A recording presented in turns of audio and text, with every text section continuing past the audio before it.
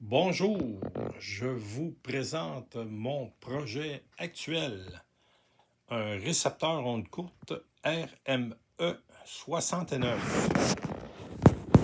RME pour Radio Manufacturing Engineer Incorporé de Peoria, en Illinois. Radio fabriquée durant la période 1936-1939.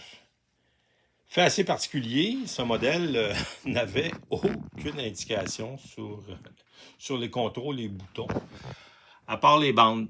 On remarque donc qu'à une certaine époque, quelqu'un avait rajouté des daimos.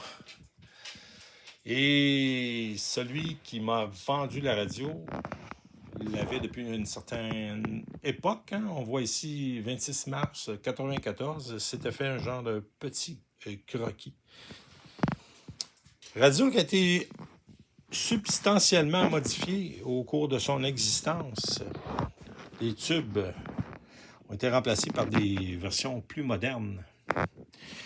Par exemple, ici, le premier amplificateur RF, remplacé par une 6AQ5, premier détecteur par une 6CB6. Ensuite, on voit ici en audio, premier stage audio, remplacé par une 12AU7, stage d'amplification de puissance audio, qui était une 42 à l'époque, remplacée par une 6V6. Même chose pour l'alimentation, la 80 remplacée par une 5Y3. Pourquoi juste? Je ne sais pas trop. Est-ce afin d'améliorer, de contrer des lacunes? Simplement parce que c'est des pièces qui étaient disponibles à l'époque? Reste à savoir si ça fonctionne bien. Donc, lorsque j'ai tenté de remettre la radio en fonction, après certaines vérifications, j'ai constaté que les deux chokes étaient ouverts. Donc, il y avait le choke 1 qui est ici et le choke 2 qui est en dessous. On va voir ça tantôt, je vais vous montrer. Et qui était relié au condensateur électrolytique C23, 34, 35, tous à l'intérieur de ce boîtier-là, comme c'était pratique courante à l'époque. Donc, je vous montre le dessous. Juste une main, on va être un petit peu plus difficile. Donc, alors voilà.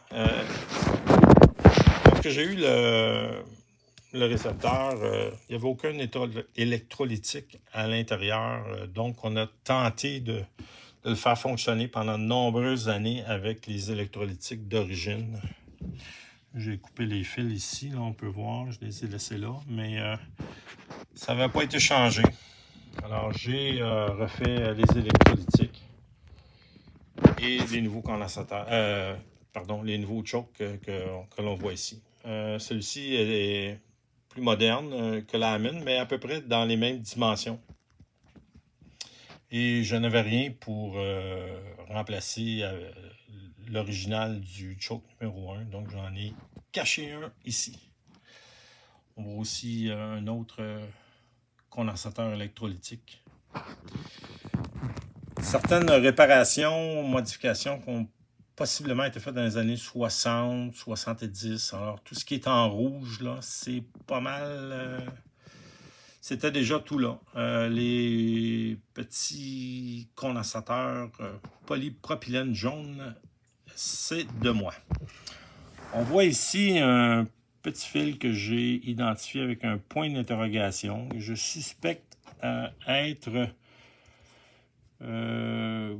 ou était connecté à ce connecteur qui est une sortie pour monitorer le signal. Alors, ça a été coupé. Je ne sais pas exactement pourquoi.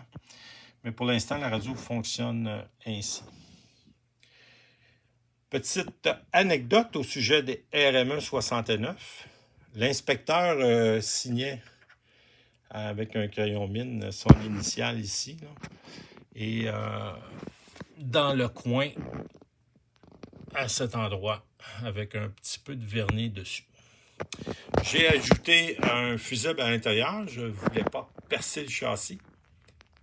Fusible qui aurait probablement évité bien des problèmes s'il y en avait eu un.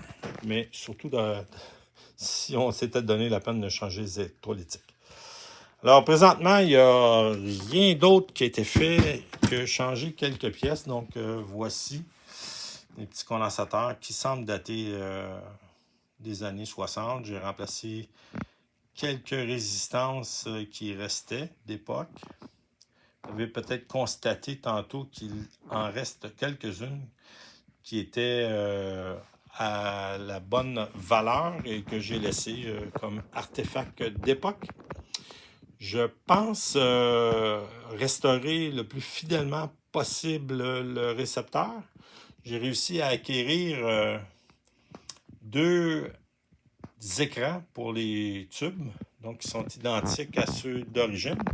J'ai été très chanceux d'avoir des versions NOS avec la base, puisque vous remarquerez que les bases ont été enlevées. Il m'en manque seulement une, alors si jamais quelqu'un en a une en sa possession, comme ça, alors vous seriez bien gentil de communiquer avec moi. Alors, voyons si...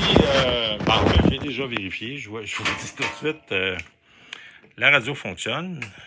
Donc, je viens de mettre l'alimentation.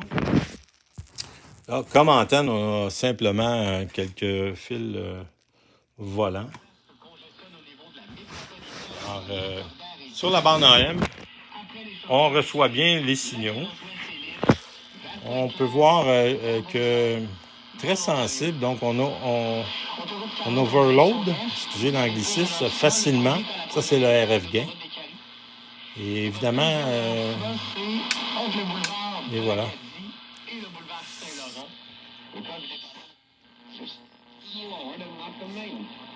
Le cadran à droite est un band spread, là, comme c'est indiqué, qui permet d'étaler sur une plus grande plage les fréquences.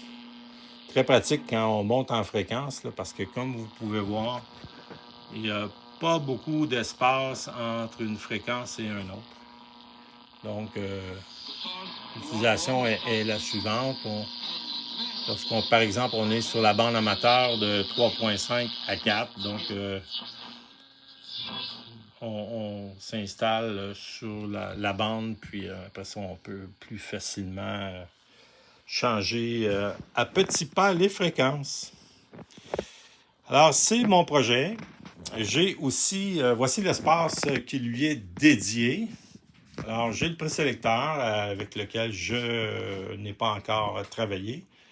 Et le haut-parleur n'est pas celui qui va avec ce modèle-là. Mais je trouve qu'esthétiquement, ils vont très bien. Alors, je vous remercie beaucoup.